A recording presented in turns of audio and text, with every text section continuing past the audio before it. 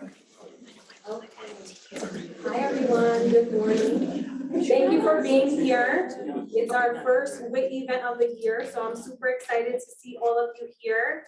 My name is Minerva Tantoco. I'm the Senior Associate Director of IT Engagement at WIT. I'm also part of the WIT Steering Committee. So we're happy to have you here in person and here online. This is an incredible showing. This event is being recorded. We're gonna have some pictures happening, and I'm just gonna call it out. It's an awkward room. And it is okay. We are part of NYU. Kimmel's booking a lot of events, and we are a happy family today. So I'm super excited to kick off this event. This is our first event of the year, a WIT speaker series. Here's the agenda for the day. We're going to have Stacy Bloom come up after me to do the WIT intro. We're gonna have Minerva as our keynote, super exciting. If you wanna take notes, we're gonna have a QA section for the folks on Zoom. You are muted, but we can see your questions, so feel free to add them to the chat. We're gonna have a tribute to Dr. Frances Bauer. A lot of people have asked me, who is she? And you're gonna find out today. Then we're gonna have our closing, and then food is gonna come. So if you can hang out, we will have food. We're gonna have mingling, and we're gonna have Kimberly from Tandon and Stan, who's part of HR, NYU IT recruiter, hang out in the front, and we're gonna have a job expo. And hopefully you get to meet some new people you've never met before. So Women in Technology, I still remember this. We launched it in 2017, so it's been in existence for 6 years. We have over 200 members. We've done some really incredible work. We have 3 main pillars that we focus on, which are career advancement, skill development, and networking and community. Hence why I hope you hang out and meet some new folks you've never met before after. Special thank you to our WIT sponsors, and they're in the room today. So if you can all wave, Don Welch,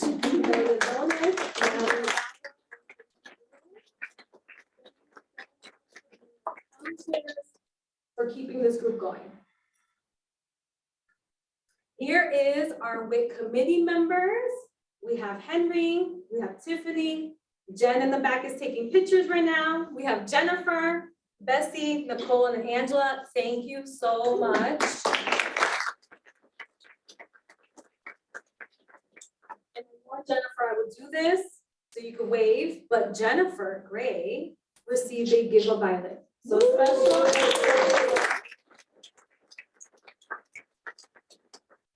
That is really, really huge, and I'm so happy for you all.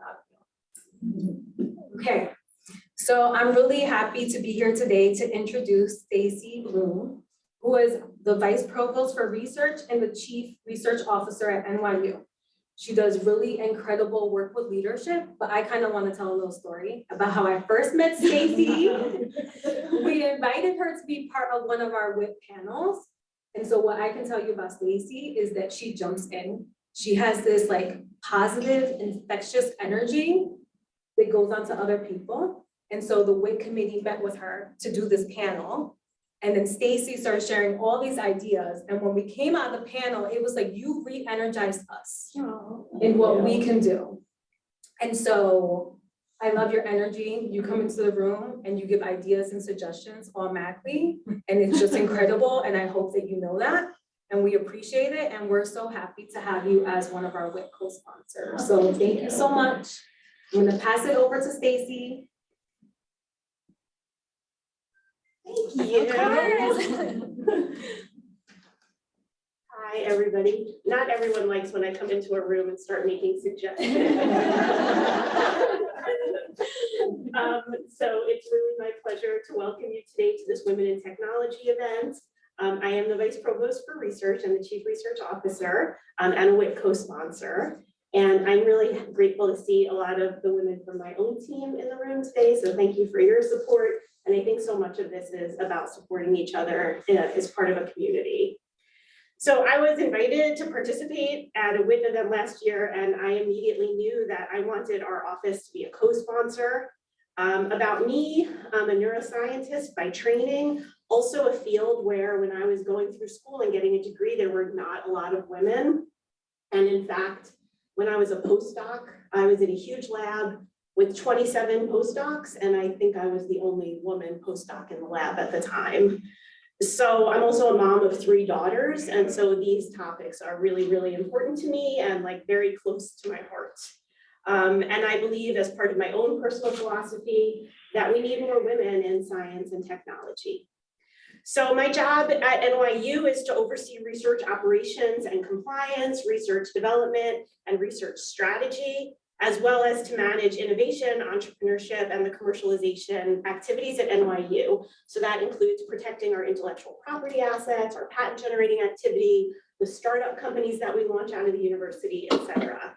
And we have to work really, really closely with IT, because so much of the work that we do is supported by infrastructure, including high performance computing, the high-speed research network, things like cybersecurity, keeping our research data safe, managed properly, but able to be shared, things like open access, and the software solutions that support our research enterprise and the management of our research enterprise. And that's a lot, because our research enterprise is massive.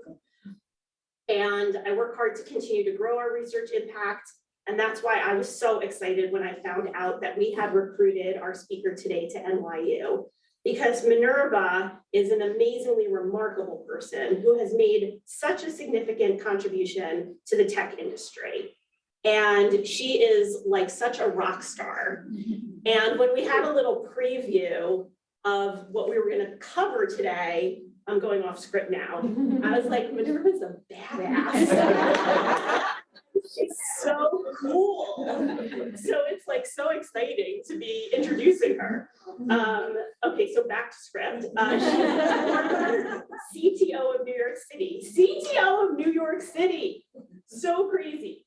And she led groundbreaking initiatives that really transformed the city's tech landscape. She's a passionate advocate for diversity and inclusion in the industry and a champion for women in tech. And through her work as an entrepreneur, investor, and advisor, Minerva has helped countless startups and established companies alike navigate the complex world of technology. And she's really a role model for aspiring women in tech and a true inspiration to us all. So yesterday, I actually had the coincidental pleasure of getting to preview some of the work that Minerva is doing at NYU. I'm off script again. So a little bit of background here is that in the past, maybe a couple of years ago, the Silver School of Social Work got a $60 million philanthropic gift from Connie and Marty Silver. So they are members of the board, and that at the time was the largest gift ever given to a school of social work. $60 million, right? That's a lot for any school to get. And they wanted the gift to be around AI. And you don't necessarily think of AI and social work together, but that's really the beauty of the gift and the transformational power of a philanthropic contribution like that. And that gift allowed NYU to recruit Minerva and other people who are equally as amazing.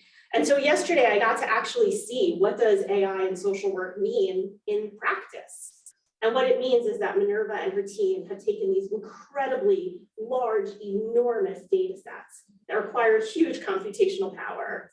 And they're able to use these data sets to help predict, for the example that I saw, predict suicide attempts in vulnerable youth. So it's hard, sorry, that's also something that's very close to my heart. I have a daughter who struggles a lot with mental illness, so this kind of work is like really, really important. But that's a really good example, I think, of what an application in AI looks like. We tend to think of AI, I think, in a fundamental sense, the people who are creating algorithms, doing machine learning, natural language processing, but the truth is the applications of the kind of work that Minerva does has enormous, enormous impact and possibilities for everybody. So we're very happy to have her there today and to share her insights and experiences with us on the latest initiatives that she's working on, the topics of diversity and inclusion, on AI and ethics, on future trends, and her advice for women in tech. So you have to do that all within like an hour, Minerva, because I've been standing up here for way too long. I'm crying now. I am nothing if not authentic. So without further ado, please join me in welcoming today's keynote, Minerva Tantoco.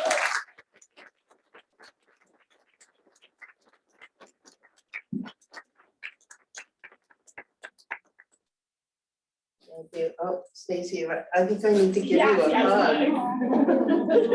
You're gonna make me cry. Okay.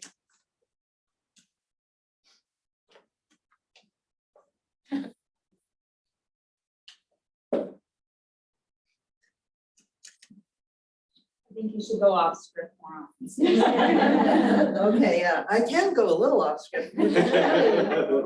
Because I researched, I think I'm the first person who got the word badass into Forbes magazine. I was interviewed in 2012 and they said something like, oh, what do you think about the B word? And I said, oh, you mean badass? So they actually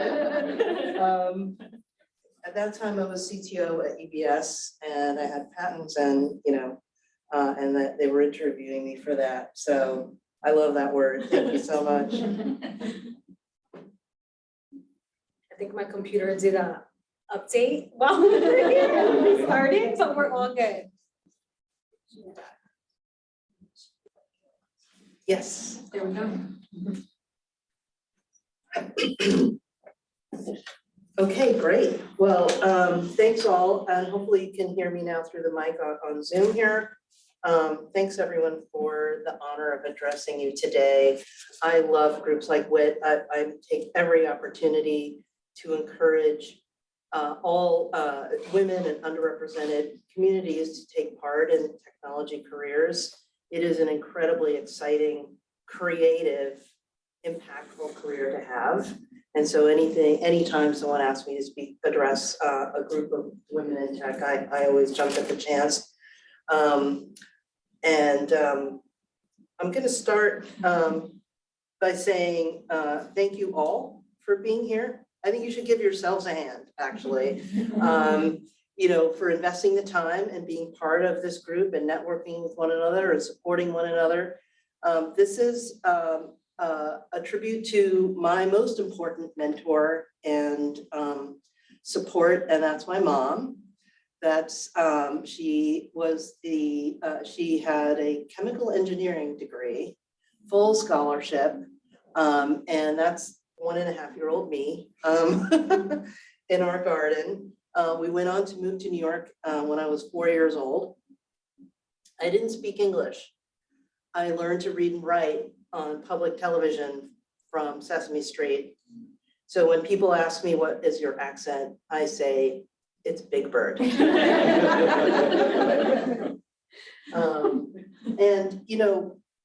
Actually, my mom wasn't the first to get a chemical engineering degree, female in the Philippines. Actually, her older sister was. So part of a theme here is, you may think you're the only one, but I'd like you to think about shifting your perception from being the only to being the first. And that's going to be the theme of today, firsts. So I went to all New York City public schools, including Bronx High School of Science. Yay, Bronx. And I was all ready when I got to college to become a doctor. Coincidentally, I wanted to be a brain surgeon. So we have a lot of things in common here. But my very first psychology class, we're talking 1982 now, I was asked to use a statistical program on this thing called a VAX mainframe.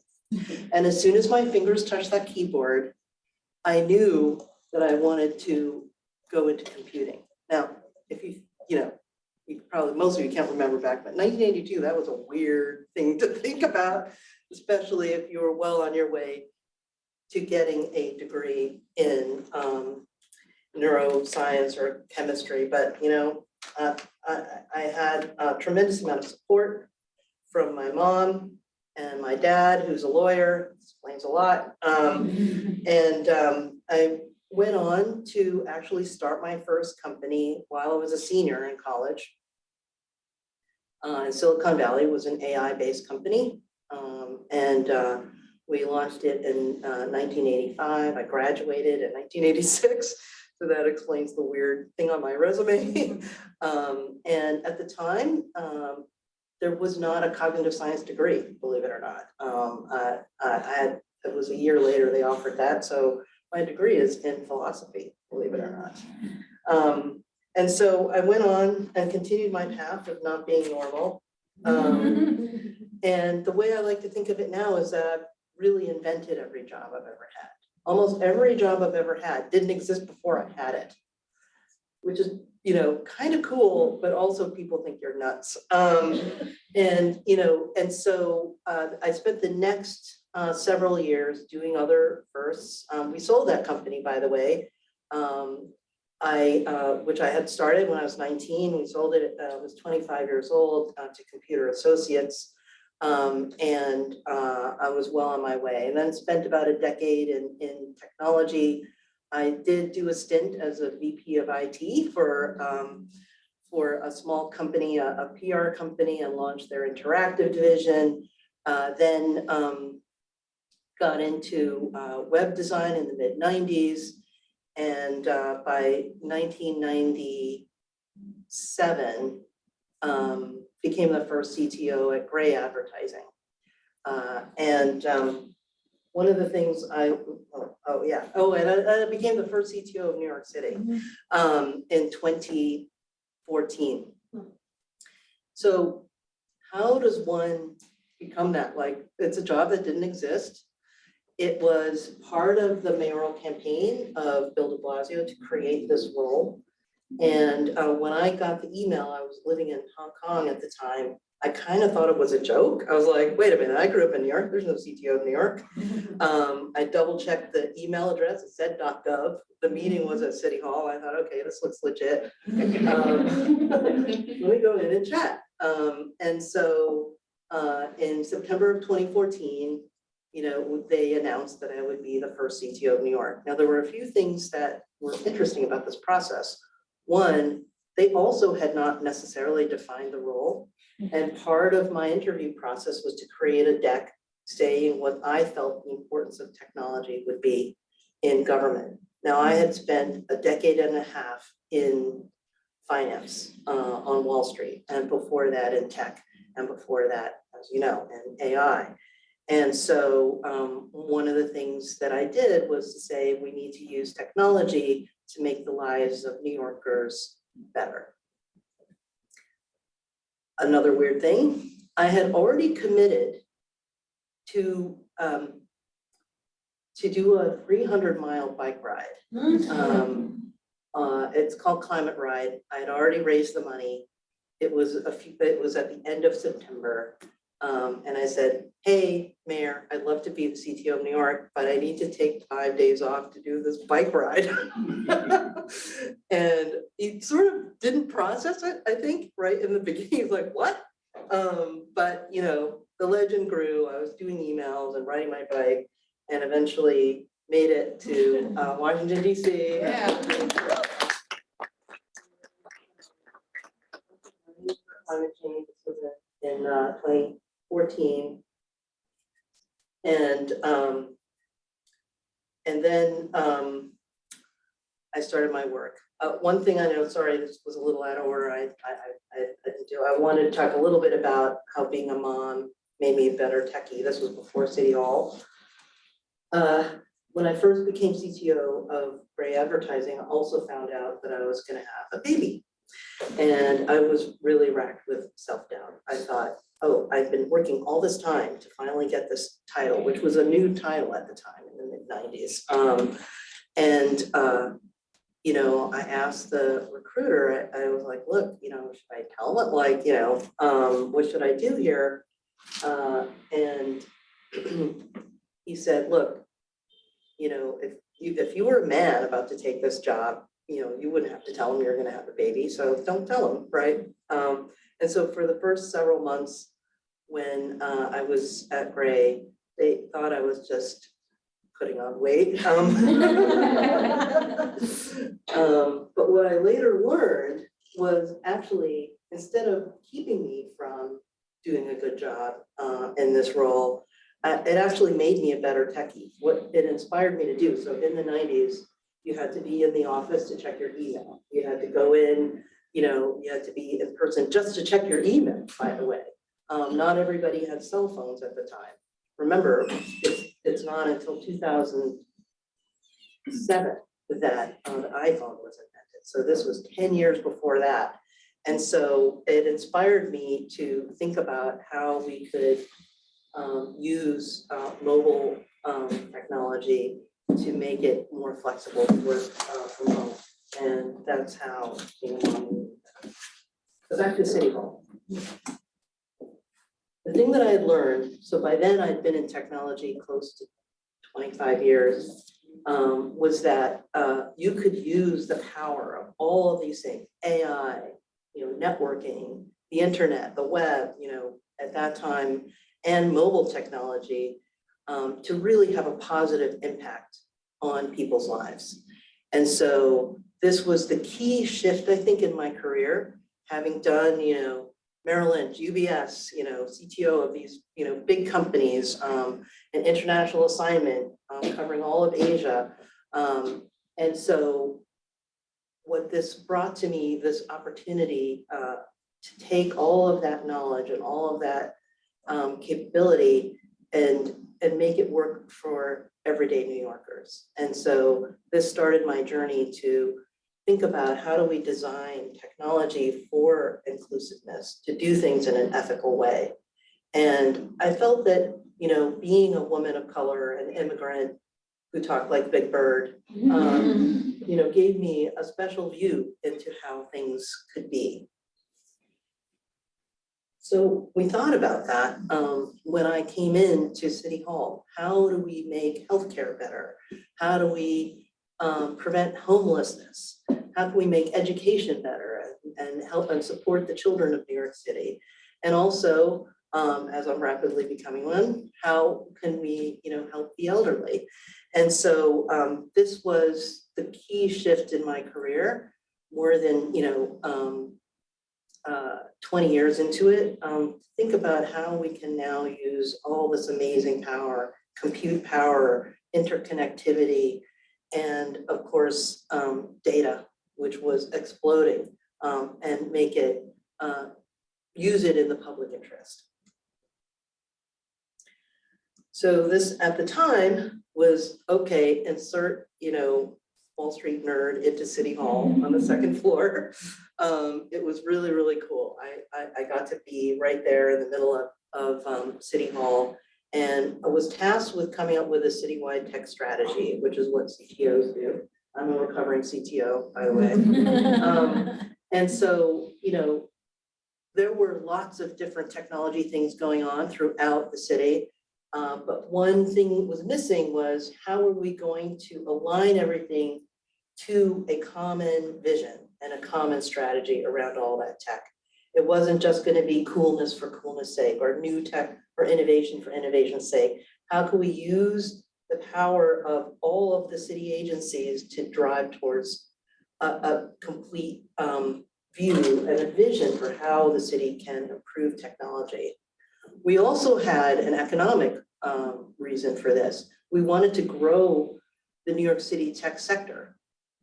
We were already close to the second behind Silicon Valley, but we wanted our tech sector to be inclusive. We wanted it to be the most diverse tech sector in the country. We wanted to be able to say that if you want to start a company and do a startup, that New York City was the place to go and not Silicon Valley. And we actually did achieve a lot of those things. We got, the number of venture raised in the city went up. At one point, we had the highest number of female founders in the country in New York City, specifically Brooklyn, for some reason. And so, we did a lot of that stuff.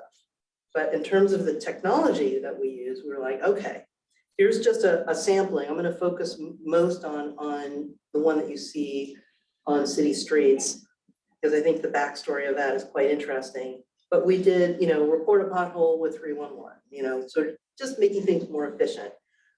We used water meters that were networked so that building owners would know if there was a sudden spike in water usage.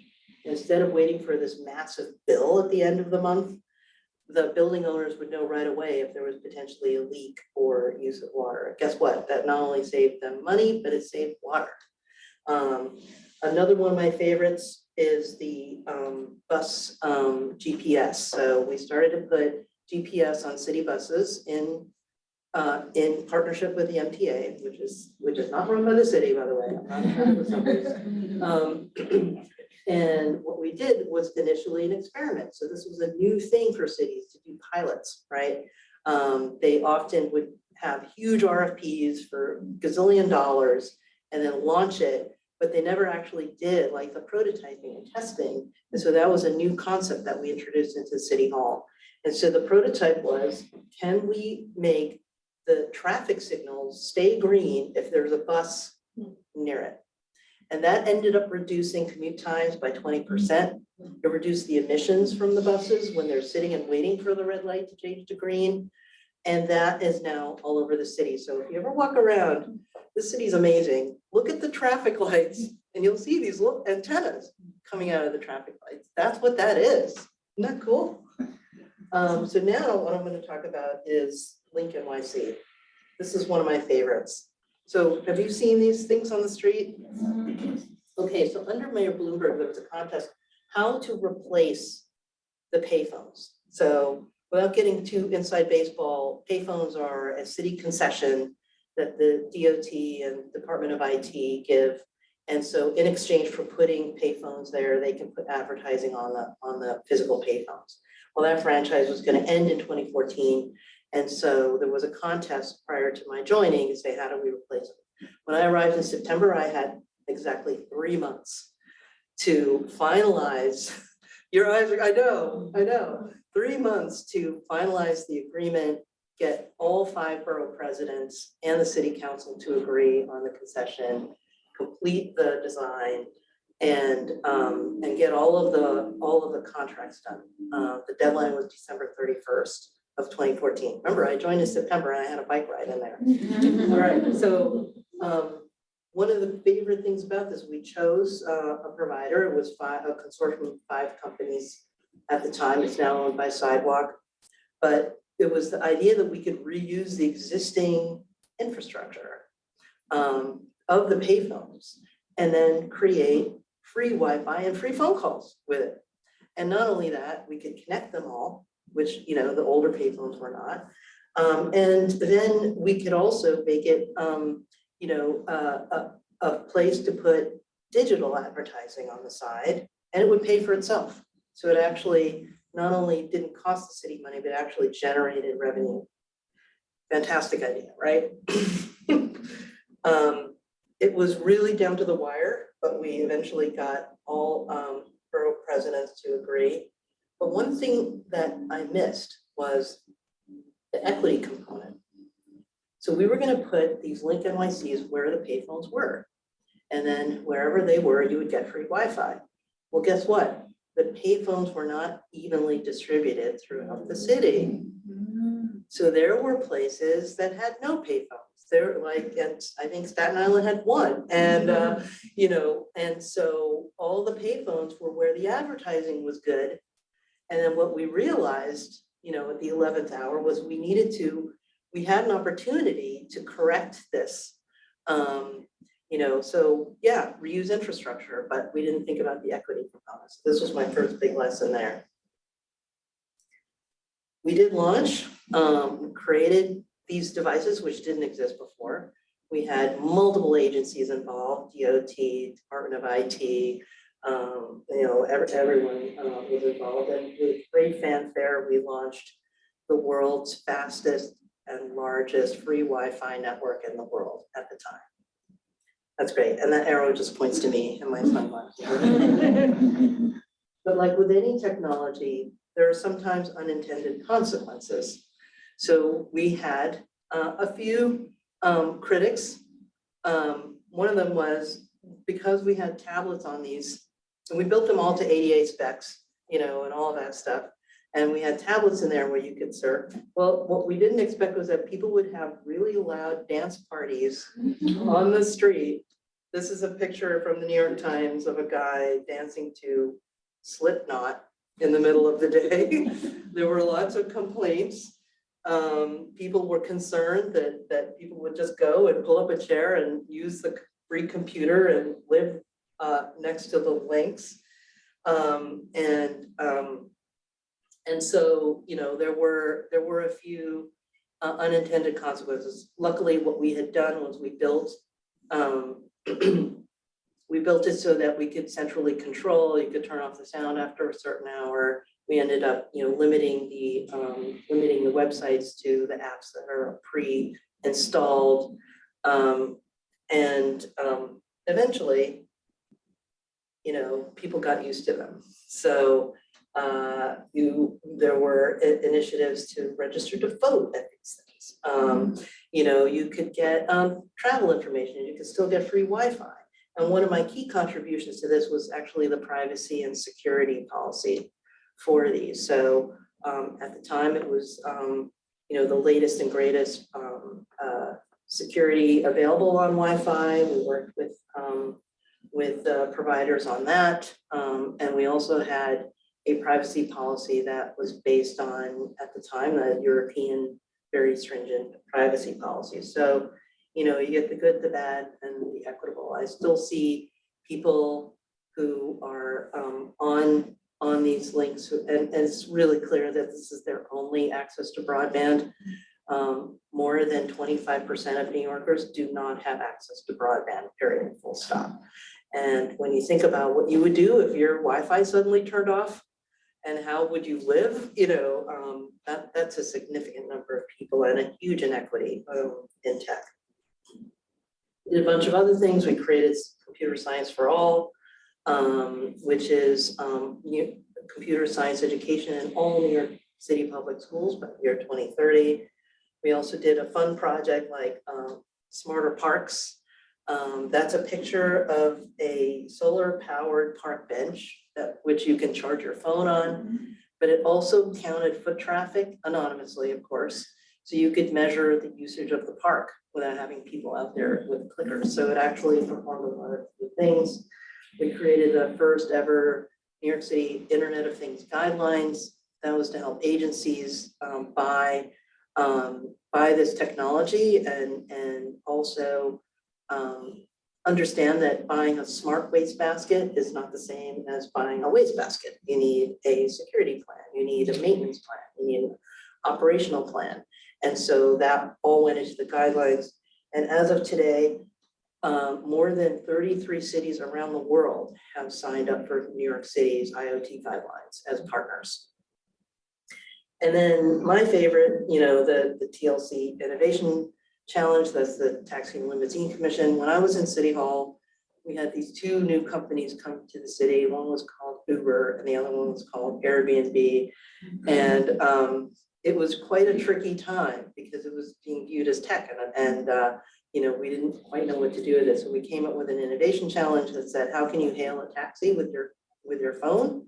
And as you know, you can now, so you're welcome.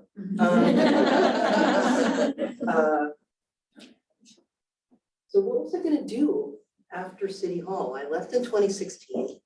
I then said, well, why don't I combine my AI experience with all of this like tech for good and ethical stuff, and I'm gonna spend my time now on ethical AI. This is my new thing. And I set about to search for an opportunity to focus on ethical AI. Well, how can we make friends with those robot overlords that are coming soon and tell them what to do? So sometimes things don't happen the way you plan. I accidentally started a bank in 2017. I got an opportunity and they knew exactly how to get me. They said, you know, no one's gotten a banking charter in 10 years since the financial crisis, but we would like to start a new digital bank. And not only that, we want to make it a commercial bank. And so a bunch of investors came and said, this is impossible. How would you do it? And I literally drew, having used all the experience I had in legacy banking, how I would have built a bank from scratch. And they said, okay, go ahead. So I did sneak a little bit of ethical stuff in there. One, created a predictive system, which I jokingly called the precogs for those of you who are familiar with the Minority Report, it would predict whether an action that you were about to take was in violation of any regulation or compliance issues. So the precog system impressed the regulators quite a lot. I also sneakily called the bank Grasshopper, which is an homage to Grace Hopper. And everybody know who Grace Murray Hopper is? Yeah, one of my other heroes who invented COBOL. By the way, when my mom had a second career as a COBOL programmer, she's now retired, she's turning 80 this year. And so in a sneaky way, slightly subversive way, did the precogs and the Grace Hopper Bank, which is how I pronounce it. We launched in 2019. I was like, okay, let me get back to this ethical AI. And lo and behold, I met with my former colleague from City Hall, the complete powerhouse, Rose Pierre-Louis, who had been a commissioner with me in City Hall. She's now the executive director at McSilver. At the time it was Dr. Lindsay, now Dean Lindsay of the Silver School. And I said, this is what I want to do. I saw this thing on LinkedIn, I'm not kidding, on ethical AI. And so just we'll talk briefly here and then we'll have some questions. You know, you might ask, what's an AI hub doing at a school for social work? And you know, it is very much twofold. One is how can we actually use the power of AI to address some of society's most biggest challenges, and in particular, the communities that McSilver looks at are underrepresented communities, people impacted by poverty, those who are not really top of mind when people are coming up with how can we use AI, right? It's focused on how do I sell you the next pair of socks, or you know, or something else. And so it was an opportunity to take all of these amazing tools and actually apply them in the public good, and specifically in public health and mental health. The other piece is on reducing the harms that AI can have on these communities. So when you're not designing mindfully and intentionally for diversity, for ethics, for privacy, transparency, auditability, then you are running in danger of creating a technology that might have a disproportionate harm to the groups of people that you didn't think about. And so that's the second piece. So it's research-driven policy. Was as if this job was like invented just for me, a couple of years after the bank, but you know, whatever. And so I joined more than a year ago, and really thrilled to be here.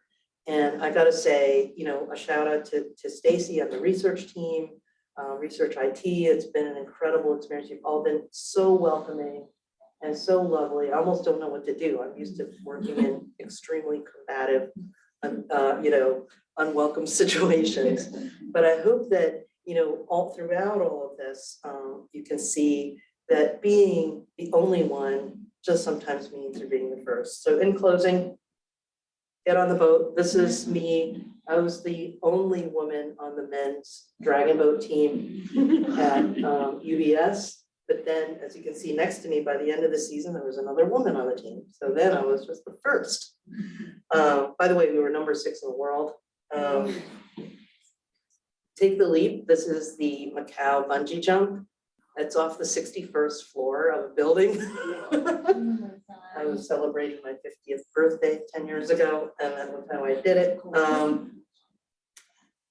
And finally, a quote from my favorite science fiction writer. The future is already here. It's just not evenly distributed.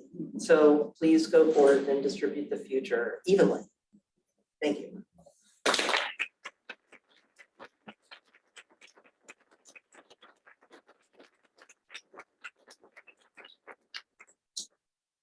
Perfect. We're open for questions. So if you want to raise your hand and introduce yourselves on Zoom, if you want to add your questions into the chat, we have a few minutes. And the room has mics, so you could just stand there and speak and it should pick you up. Hi, I'm Marisha Hansel. I had 2 questions. I'll start with, what are you gonna do for your 60th birthday? And my actual question is, what do you think about ChatGPT? Oh, yeah. Well, I'm not sure. That happens in December. I'm still thinking about it. I don't know. I may have to dragon boat in space or something. I don't know. We'll think of something cool. But ChatGPT is really, really interesting. I think there's been some good scholarship on it from Dr. Timnit Gebru and Dr. Margaret Mitchell, and they wrote about the dangers of stochastic parrots. The seminal paper on how large language models, because of the data that they were trained on, will hallucinate, have the inherent bias that was in the data that they were trained on. It is an incredible achievement, don't get me wrong. And I've been certainly experimenting it and playing with it and trying to figure out ways where it could be useful in a lot of areas. But I think there is a very strong need for governance and regulation of these newly powerful tools. Just yesterday, I was on a call with other NYU folks through the government affairs folks, advising the staff of one of the senators who was thinking about what kind of regulations do we need to protect people from this.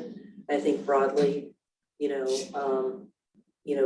we want to make sure that the laws that exist still exist, whether a robot does it or not, right? And two, there are some net new governance approaches because of the scale of these things. And so, when I say that, and I think that the most importantly, that the potential for harms are domain specific. So if I offer you a pair of purple socks and when you really want a green socks, that's a pretty low risk. But now I think my big concern is in using some of this technology in higher risk areas. And it's already been shown that some algorithms have displayed, the bias that's already in the data, they've been fed. So it's a really important area. I think you're going to be seeing a lot more of research in that space. I know that there are a number of new research initiatives. Certainly I've seen some from your Academy of Science, NSF and others. And then on the call yesterday, Congress is looking at how can we help, protect the United States, both from the security around it as potential security concern, deep fakes. I mean, it's like goes all over the place. But for ChatGPT, look, it's not a search engine. It only knows until 2020, I think, or 2021. But it's an interesting technological advance for sure. And I'm sure that there are many, many great benefits to it.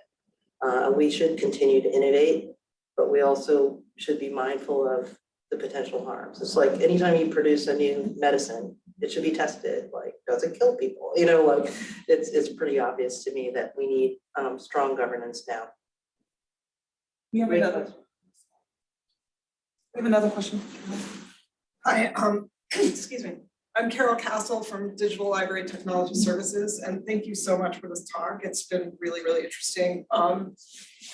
My question kind of follows on to the previous one, which is, I don't quite go back as far as you, but almost. And one of the popular movies back in the 80s was The Terminator. And I feel like, I feel like there's some doom and gloom right now about, ChatGPT is just on the road to the machines taking over and all this kind of stuff. So, I mean, and you know way more about this than I do. So you know about all the potential harm. So how do you stay positive in the face of that? Yeah, I think, it's funny because I feel a little responsibility. I have 4 patents in AI. My very first company was an expert system for strategic planners. And, I do feel some responsibility for figuring out how we can continue the innovation, which is we absolutely need to do. At the same time, at least reduce or if not eliminate completely the harms that potentially could come from it. I think a big reason I'm optimistic is because there's a huge role to be played for having more diversity in the AI community and just tech in general, because they'll bring perspectives that a group of homogenous looking folks won't bring to it.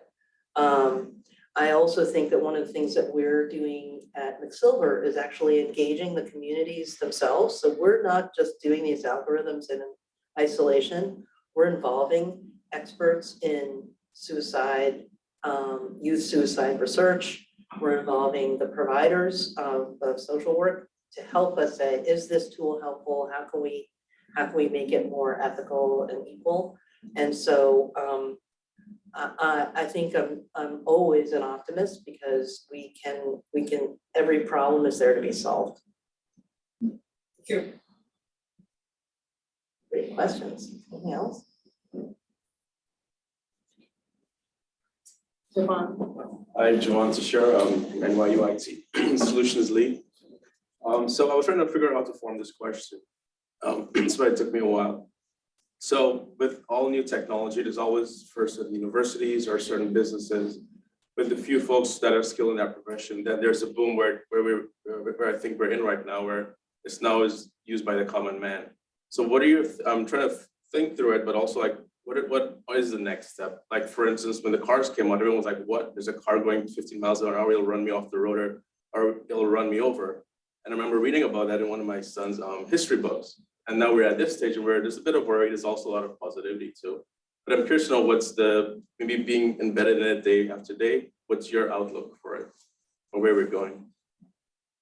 Yeah, I think, I really do love looking at the history of technology because, there weren't speed limits originally for horse-drawn carts and people were just like, driving down the streets. I think, it was quite dangerous, even with horse-drawn carts, right? Because there weren't the rules of the road. And so to me, I think that every new advance should have some rules of the road, that evolve over time. By necessity, I think regulation lags after the technology first, which is fine, I try to help at least anticipate some of those things. So I watch a lot of science fiction, too, and like that's where I got the precogs idea, and so I think you can sort of mindfully think of ways to help reduce those harms, but it shouldn't. I think there's often a false dichotomy that says regulation is going to stop innovation, right?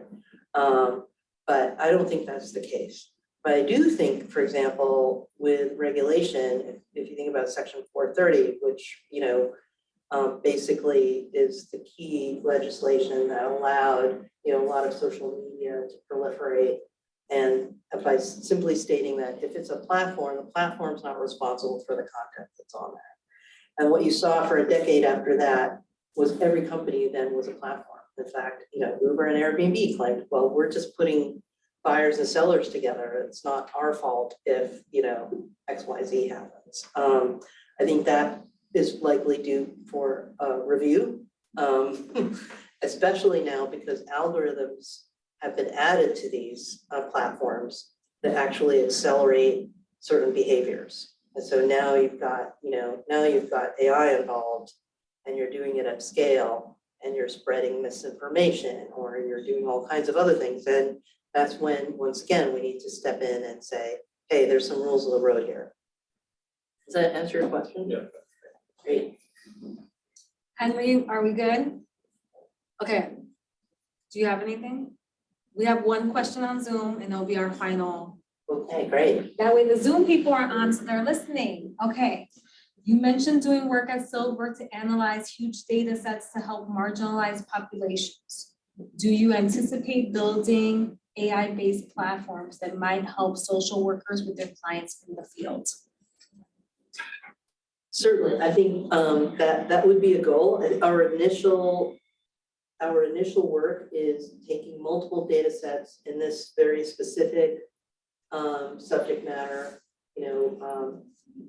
youth at risk and youth suicide, and looking at larger population level trends in order to inform policymakers and public officials where they need to invest to help researchers do their work more efficiently, because part of this is kind of democratizing the AI tools for people who don't have, a PhD in AI, but need these kinds of tools to help them do their work. I think what will hopefully come out of it is a framework to be able to continue to use these tools for the providers themselves. Now, we are very cautious about, whether on the ethical questions of applying population level research to individuals. Because, and so we're cautiously moving in that direction, but we also want to hear from social workers themselves, what kinds of tools would help you the most, and kind of really engaging them to say, what would be the most helpful for you in your job? And then hopefully provide some guidelines to say, how can we make algorithms that actually reverse inequality instead of perpetuate it? Thank you. Great, fantastic question. Thank you very much.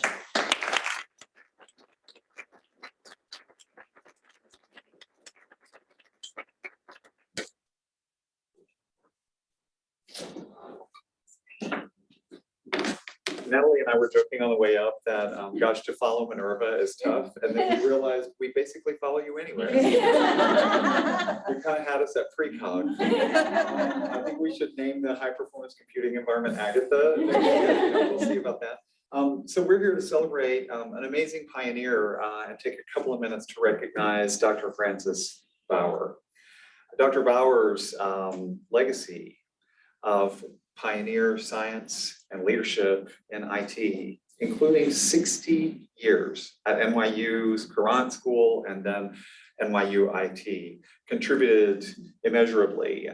And her work continues beyond her 99 years.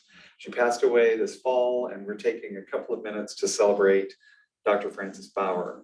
I had a chance 15 years ago when I was in grad school to sit down with Dr. Bauer and ask her two questions. And in all the research that I've done, she answered them in the two most brief ways. I said, how do you think about limitations, both in your research and your career? I was interested in cognitive science for learning and how that could fit into higher education. I said, how do you think about limitations? And she said, I dismiss them. And then I asked her, she was just beginning to work on academic technology at that point. And I said, how do you think about, this is me like trying to be an administrator, how do you think about tackling problems? And she said, I solve them. And I was like, okay, well, that's a short research. Thanks, I won't need to code that much. But Dr. Bauer was a mathematician, a researcher, a scientist in numerical analysis, scientific computing, computational fluid dynamics, nonlinear partial differential equations, and more. And you can find out more online. We'll share a little bit more about her, but I wanted to just mention there are a number of projects that Dr. Bauer worked on which we can't talk about. Keep in mind that she finished her BA in 1943 at the end of World War II, and then she completed her PhD in applied math in 1948.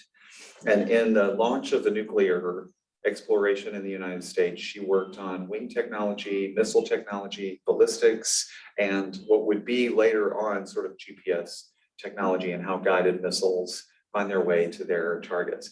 None of that, we really know what Frances did, but we know she worked on it. For all of us, the most likely thing that we experience every time we get on an airplane is that Frances and her team reimagined the efficiency of airplane wings. And she wrote 2 books with co-authors and collaborators on aerodynamics and wings and how that has changed the way that many of us live every day and certainly travel. She won numerous awards, and again, we'll share out more information, including, unbelievable, the national security work in 1955 was part of this is classified, part of it is published, and this has collaboratively resulted in, again, what probably was the precursor to drone technology today. So we recognize and tribute Dr. Bauer. Stratos and I are looking for a way to poll this group and others to think about how the high performance computing environment that we'll be replacing next year honors Frances and her work. And, whether it's Agatha, Francis, or the Bauer, we're definitely thinking about memorializing Dr. Bauer's work for NYU and beyond in the high performance computing environment next year. So we've got one more thing to recognize, which Natalie's going to bring up. Thanks, Ben. I want to share that when we first launched Women in Technology in 2017, our first event was actually a discovery session. And the idea is that we wanted to gather as much feedback as we could about the type of mission we would want for women in technology, specifically having it be focused on community, diversity, and action, emphasizing the fact that we wanted to do something to increase the number of women in technology. After our first event, which Dr. Bauer attended, Tamara and I were told that she had feedback to share with us. So we went to Francis's office and she looked at us and said, "You're too late." And for the first time, both Tamara and I were speechless. Normally, one of us could usually respond, but our buddy system had failed us. If you want to increase the number of women in technology, you have to start earlier, she said. Speak with young women in high school, in elementary school. Speak to them when they're trying to figure out what their interests are and talk to them about technology. With that feedback, we started to partner with groups across the university, Women at Tandon, Women in Computing, and we worked with Professor Sanaude to start to speak to 9th and 10th graders about opportunities in technology. Today, we get to share with you all that in Dr. Francis Bauer's honor and memory, WIT is launching the Bauer Outreach Program to raise awareness, to take action, and to start the conversation earlier. So thank you.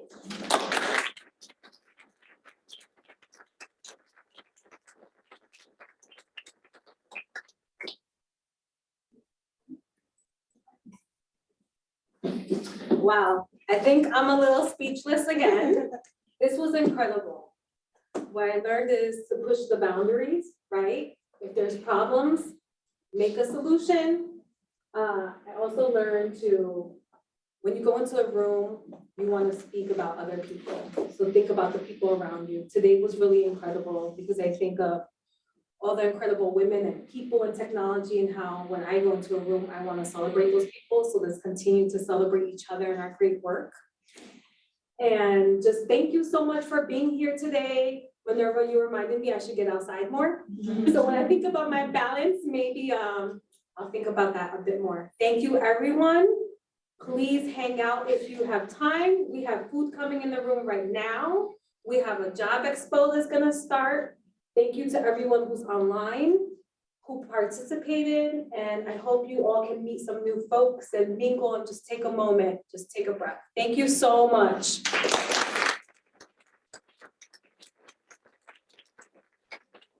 We're gonna have a survey, we'll email it, but if you have time, give us feedback for our future events. Thank you. This weekend.